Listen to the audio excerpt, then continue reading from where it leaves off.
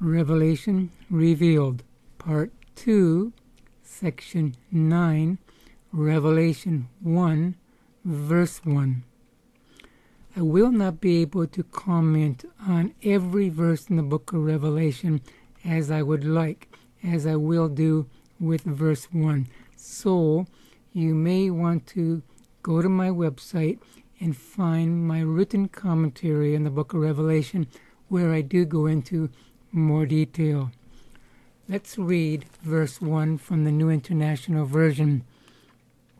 The revelation of Jesus Christ, which God gave him to show to his servants what must soon take place. He made it known, sending his angel to his servant John. Now we have some key words to talk about here. The first key word, obviously, is the word revelation. It's translated from the Greek word apocalypse, which simply means an unveiling or an uncovering. So the book of Revelation is an uncovering. And if something is to be uncovered or unveiled, it's uncovered so we can see what has been covered in the past. So basically the content of the book of Revelation is for us to begin to understand. Therefore, the contents of what's in this book is there for us to understand. That's important. John wrote the book so we can know what he wants us to know. Therefore, the contents of this book is obviously there for us to try to understand. Now, what is being uncovered in this book? Well, the next two words says what's being uncovered, and that's Jesus Christ. This is the revelation of Jesus Christ. It's a revelation of Jesus Christ in two respects: who he is and what he does. Sad to say, but most people's mental picture of Jesus is the Jesus they see in the gospel accounts. But there's more to Jesus than what we see in the gospel accounts. What we see in the book of Revelation is the Jesus that is in heaven today. And we see it clearly in the first chapter. He is the King of Kings, Lord of Lords. He is a mighty warrior. But we see more than just who Jesus is. We see what he does specifically as this age comes to an end, or so I believe as a prophetic futurist. So right in the first couple words of the book of Revelation, we see that the revelation is an uncovering of the Lord Jesus Christ, which God gave him, John says, which God gave him. Who does the pronoun him refer to? It refers to Jesus. This is the revelation of Jesus Christ, which God the Father gave to Jesus to show his servants. To show his servants. Who are the servants? Servants are those people who have handed their lives over to the Lord Jesus Christ. The specific servants that I believe this book is directed to, I would say maybe there's three groups. One is the group who lived in John's day. Two is the group like us who read or who have read this over the centuries. But I think the third group is important, and that group is the group who were alive during the time when the events of the book of Revelation are fulfilled. Group 2, meaning us, we have a hard time understanding Revelation. But group 3, those who are alive during the fulfillment of the vision, well, they will understand with great clarity.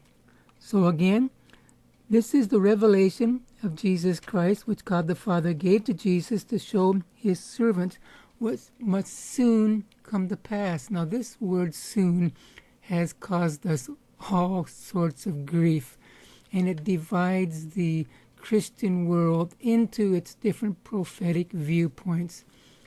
If you understand soon to mean like right away, like today or tomorrow, then prophetic futures have to really deal with that, which really is a problem, because the contents of Revelation didn't happen soon after John wrote the book.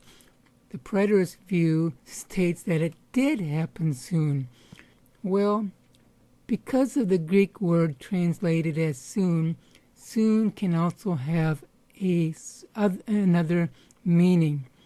Now remember, Jesus told us that when he returns, it will be like lightning flashing from the west to the east.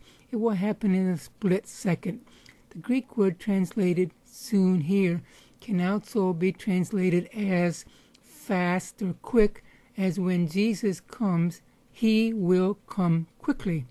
So in that sense of the word, you have two choices. He will come soon, like today, or when he comes, he will come quickly. All that being said, who knows? God's definition of soon in the heavenlies may be different than our definition of soon here on earth. Also, if you understand biblical prophecy, especially in the Old Testament, you will note that verb tenses often jump around. In one passage, you might have the present tense and the future tense all mixed up in one. In one verse, you may have the past tense, present tense all mixed up, which makes it very difficult to understand the placement of the prophecy in history. So, how you understand the word soon in the very first book of Revelation will determine how you view every other verse in this prophetic book. One word is very important to your viewpoint.